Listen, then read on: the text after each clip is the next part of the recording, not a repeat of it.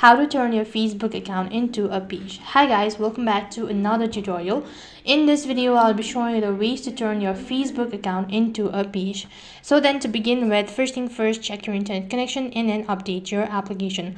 Once the application is completely updated, go ahead and open up your Facebook account. Once you're logged in, it's going to take you to this kind of interface here. So tap the profile icon from the top left hand side corner. After that, you'll need to scroll down a bit. After that, you'll be able to see your profile information, so tap the three dot icon next to it. Once you've done that, you'll need to go ahead and turn it on in order to convert your Facebook account to page.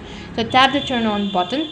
As soon as you've done that, it's going to take you to the other interface where it's going to ask you to complete all of your information, such as this. Once you're done completely filling up all of these information, then you've successfully converted your Facebook account to a page. So that's how you can convert your Facebook account to a page. That is all for this video. I hope the video was helpful. If it did really help you, make sure to like, share and subscribe to our channel. Thank you for watching. See you in the next video.